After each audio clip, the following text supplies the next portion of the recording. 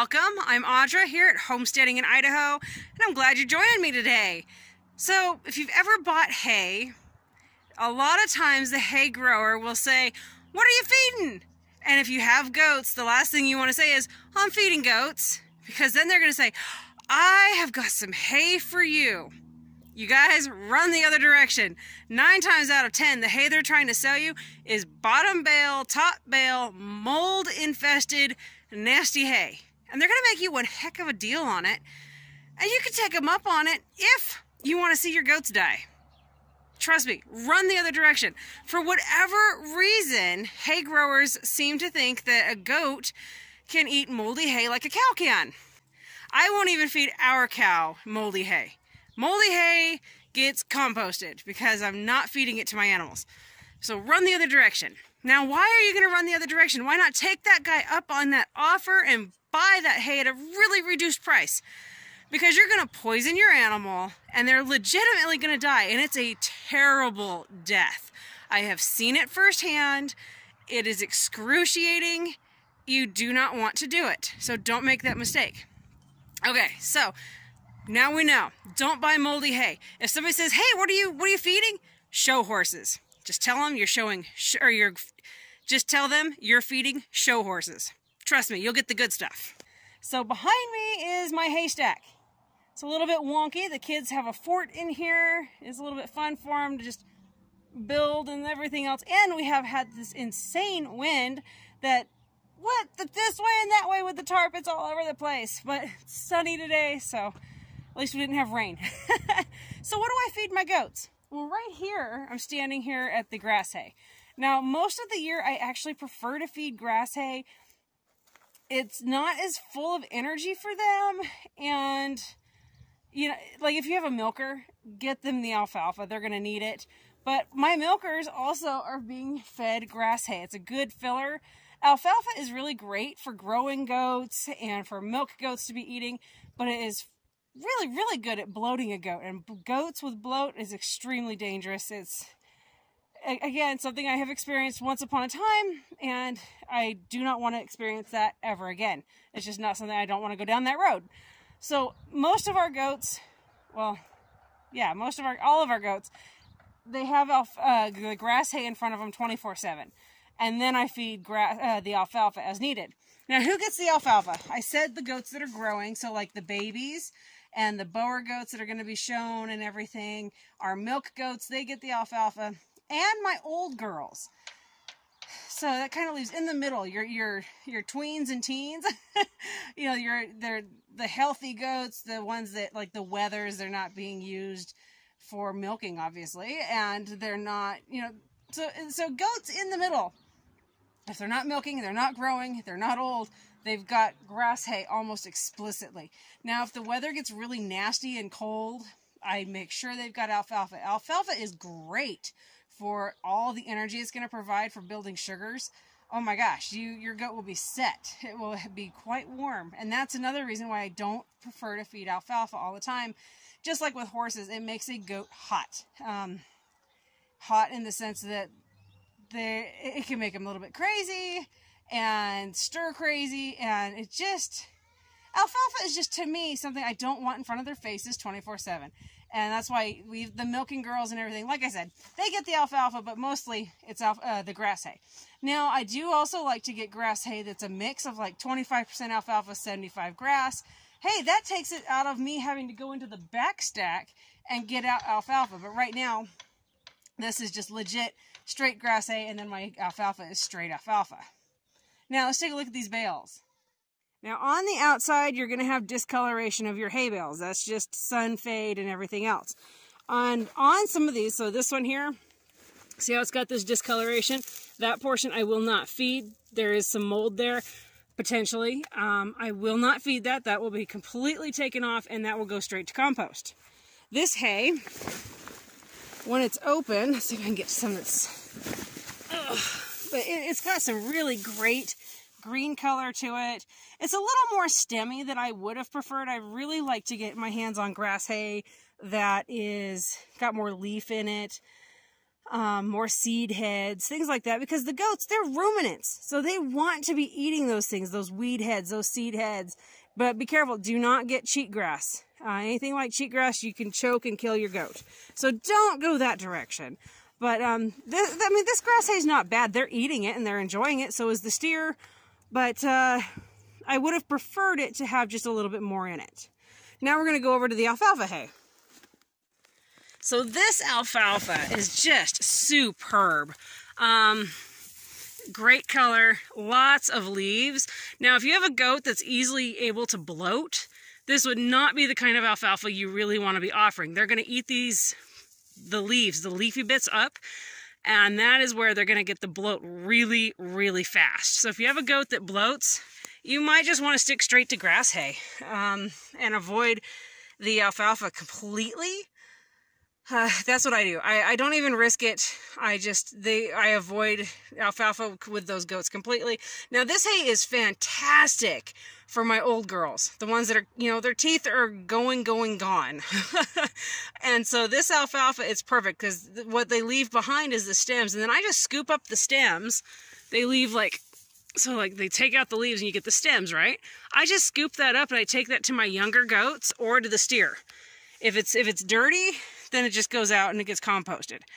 But I'll use it twice if I can. Like I said, if it's clean, and I'll just go give it to the steer or the younger goats.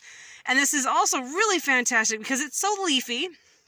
It is really wonderful for the young babies that are taste testing, and then it's easier for them to eat and ingest with those leafy bits. But that's what I feed. I do not ever buy hay that, if I roll a bale and that bottom is caked in disgustingness, or a top bale is pulled and that bale is mostly mold, it's not coming home with me. I am not buying that.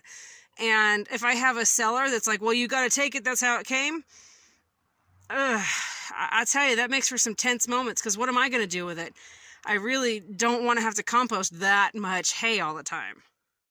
So what is the average price per bale? Honestly, that is going to depend on the quality of hay, what part of the country you live in, the season we're in. So right now, this is April. Everybody's selling the last of their stock. So this grass hay, I paid $10 a bale. And it was worth every penny. It's really good grass hay, nice and clean. So that's why, I paid $10 a bale. I do prefer to go for second cutting of the year, second and third cutting. When I buy alfalfa, I buy my alfalfa with second and third cutting, and I try to find a grower that's got a lot of the leaves in it, and those are the ones I prefer. Now, first cutting, if I can get first cutting grass hay, I am thrilled. And the reason being is it's got more seed heads in it, and sometimes it's even got more weeds. Now, you got to be very careful about what type of weeds you're getting, because some weeds can kill your goats. Some weeds can cause birth defects in goats. So be careful, be aware, know where the grower is, what they potentially have on their land.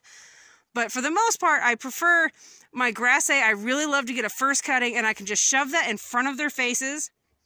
And then the other grass, I will get second and third cutting. Fourth cutting in this area is actually usually pretty darn good, to be honest.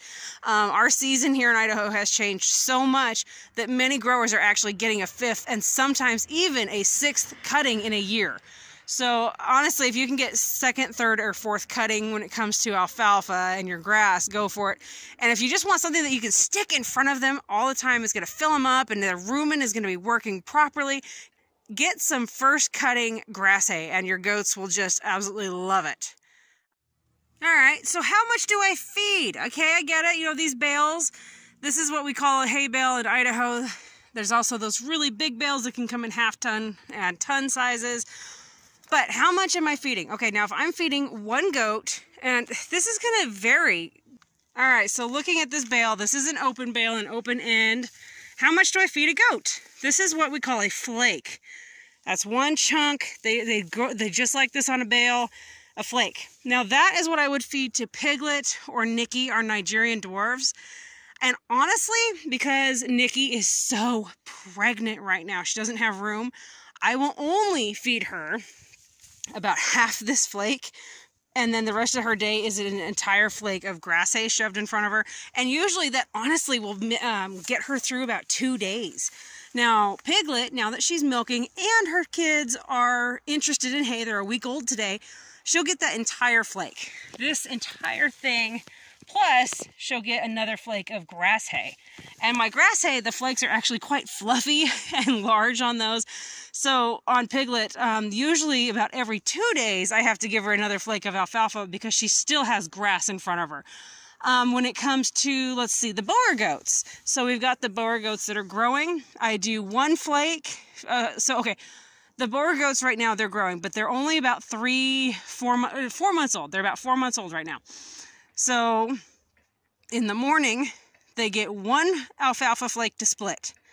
And I watch them for potential bloat and all of that.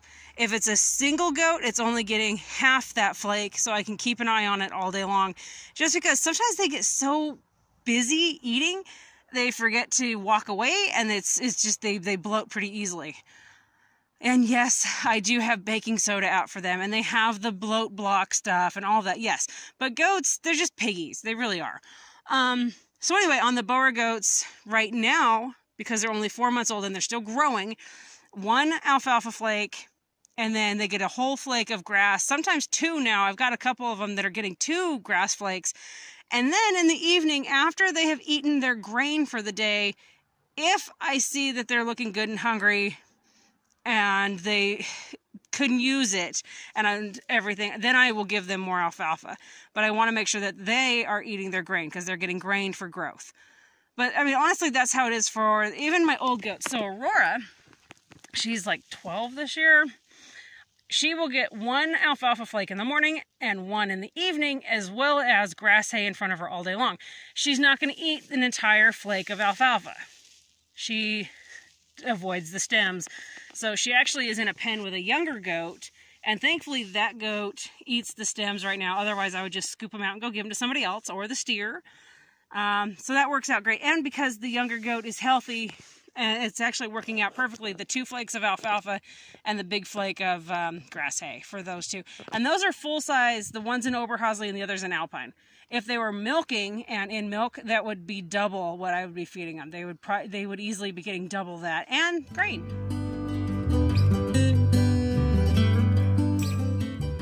Look around and ask people in your area. Say, hey, what are you feeding? Do you like it? And like if you buy a goat from a breeder, be like, hey, what were you feeding?